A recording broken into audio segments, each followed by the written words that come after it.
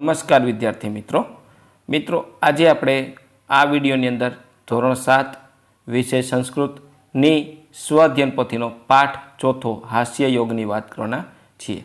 તો મિત્રો આ રીતનું ધોરણ 7 સ્વઅધ્યયન પોથી વિષય સંસ્કૃતના પાઠ નંબર 4નું સંપૂર્ણ સોલ્યુશન છે। મિત્રો આવા જ સોલ્યુશન મેળવવા માટે આપણી ચેનલને સબસ્ક્રાઈબ કરો અને આ વિડીયો તમારા મિત્રો સાથે શેર કરો।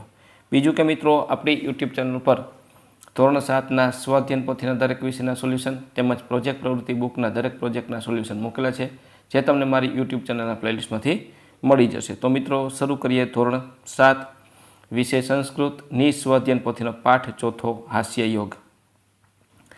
પ્રશ્ન પહેલો છે, નીચેના પરિચ્છેદનું સુંદર અક્ષરે અનુલેખન કરો। તો અહીંયા મિત્રો ફકરો છે, સુંદર અક્ષરે લેખન કરવાનું છે। અહીંયા જે ફકરો આપ્યો છે ફરીથી આ ફકરો તમારે આ રીતનો સરસ મજાના અક્ષરે તમારી સ્વઅધ્યયન પોથીની બુકમાં લખવાનો છે। ત્યાર પછી પ્રશ્ન 2 આવે છે, યોગ્ય વિકલ્પ પસંદ કરીને વિકલ્પનો ક્રમ બોક્સમાં લખો। એમાં એતત યંત્ર ક્રીતાણુ ઇતિ ક વદતિ એમાં આવશે બ। ત્યાર પછીનું છે ગ્રાહક વદતિ યત્રે દદાતુ તેમાં આવશે ક દ્વે। ત્યાર પછી આવશે પિતા પુત્ર કુત્ર સહાયતા કરોતિ તેમાં આવશે અ ગૃહપાઠ લેખને। શ્વાન ભય ન અભવતુ ઇતિ ક વદતિ તેમાં આવશે બ ગૃહ સ્વામી। પછી 5મું ગૃહમ આગત્ય ચોરા કી કુર્વંતી એમાં આવશે અ વાર્તાલાપ। ધનગણનાયા વાર્તા કુત્ર આગમ્ય યતિ તેમાં આવશે ડ વર્તમાન પત્રે। ક ભાર્યા સ ભોજન ન કરોતિ તેમાં આવશે જવાબ ડ શંભુનાથ। ત્યાર પછી પ્રશ્ન 3, નીચે આપેલા ગુજરાતી શબ્દ માટે યોગ્ય સંસ્કૃત શબ્દ લખો। દુકાનદાર તો આપણીક, પછી બેંક વિત્તકોષ દાંતનું ચોકઠું કૃત્રિમ દંતાવલી ટકા પ્રતિશતમ કૂતરાનો ભય શ્વાન ભય। ત્યાર પછી મહેમાન અતિથિ રૂપિયા ધનમ ખરીદવાલાયક ક્રયણામ, પછી તદા જાણતો નથી ન જાનામી। ત્યાર પછી પ્રશ્ન નંબર 4 આવે છે, નીચે આપેલા શબ્દોના આધારે ખાલી જગ્યા પૂરો।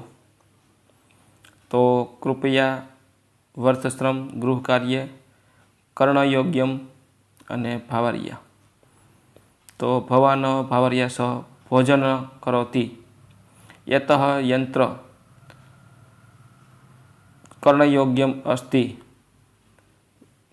વ્યથશ્રમમાં કરોતુ ગૃહકાર્યે બહ દોષાઃ તર્હિ કૃપયા દ્વે યંત્રે દદાતુ। ત્યાર પછી પ્રશ્ન 5, ઉદાહરણના આધારે વાક્ય બનાવો। એતત ગીતા જ્ઞાનયોગ્યમ અસ્તિ એતત ગીત શ્રવણયોગ્યમ અસ્તિ એત આમ્રસ પાનયોગ્યમ અસ્તિ એતત પ્રશ્ન લેખનયોગ્યમ અસ્તિ એતત ઉત્તર પઠનયોગ્યમ અસ્તિ। ત્યાર પછી પ્રશ્ન 6 આવે છે, ઉદાહરણના આધારે આપેલ ક્રિયાપદમાં ફેરફાર કરો। તો ખાદતી તો ખાદિયસ્યતિ અને ખાદિષ્યામિ। તો આ રીતનું પઠતી પઠ્યસ્તિ અને પઠ્યાસ્મિ। તો આ રીતના મિત્રો તમારે શબ્દ બનાવવાના છે, ગચ્છતિ વદતિ અને ભવિષ્યતિ કથયતિ। ત્યાર પછી પ્રશ્ન 7 આવે છે, નીચે આપેલા વાક્યમાં રેખાંકિત પદોના સ્થાને કોષમાં આપેલ શબ્દનો યોગ્ય ઉપયોગ કરી અન્ય વાક્ય બનાવો। તો શ્લોકમ ભજનમ ને મંત્રમ બાલિકા ગીત ગાયતી તો બાલિકા શ્લોકમ ગાયતી બાલિકા ભજનમ ગાયતી બાલિકા મંત્રમ ગાયતી। ત્યાર પછી શ્વાન ભય ન અનુભવતું તો વ્યાઘ્રમ ભયમ ન અનુભવતું કોરોના ભયમ ન અનુભવતું વૈદ્ય ભયમ ન અનુભવતું। ત્યાર પછી વ્યર્થ શ્રમમાં કરો તું, બરાબર, તો એના પણ આ રીતના વાક્ય 3 બનશે. ત્યાર પછી ચોથું છે તત્ર યંત્રમ ક્રીતાતું, તો ક્રીણાતું છે અહીંયા, તત્ર યંત્રમ ક્રીણાતું, તો એના પણ આ રીતના 3 વાક્ય બનશે. તો મિત્રો આ તો આપણું ધોરણ 7 વિષય સંસ્કૃતની સ્વઅધ્યયન પોથીના પાઠનું સંપૂર્ણ સોલ્યુશન જોયું. મિત્રો આવા જ સોલ્યુશન માટે આપણી ચેનલને સબસ્ક્રાઈબ કરો અને આ વિડીયો તમારા મિત્રો સાથે શેર કરો. બીજું કે મિત્રો આપણી યુટ્યુબ ચેનલ પર ધોરણ 7ના સ્વઅધ્યયન પોથીના દરેક વિષયના સોલ્યુશન મૂકેલા છે, જે તમને મારી યુટ્યુબ ચેનલના પ્લેલિસ્ટમાંથી મળી જશે.